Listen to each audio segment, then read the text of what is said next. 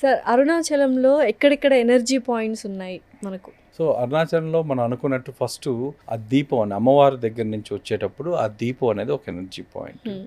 రెండో energy point వచ్చేసరికి ఋషుల దగ్గర ఏ చెట్టు దగ్గర అయితే మనం నిలబడి ఉన్నామో ఆ బలి రూపంలో సప్త ఋషులు ఉంటారో అదొక ఎనర్జీ పాయింట్. ఈ నంది దగ్గర ఏదైతే పెద్ద నంది ఉందో, చిన్న నంది కాదండి, పెద్ద నంది దగ్గరికి ఆటోమేటిక్గా మూలాధారాలు ఇవన్నీ కూడా యాక్టివేట్ అయ్యే ప్లేస్ అదొకటి.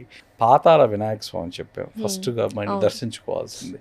ఆ పాతాళ వినాయక స్వామి ఒక పాయింట్. రెండోది మీరు ఆలయం ధ్వజస్తంభం ఉందండి. ఆలయ ధ్వజస్తంభం ఎడమ సైడు ఒక 4 అడుగులు మనం అటు నడవంగానే ఒక పాయింట్ ఉంటుంది.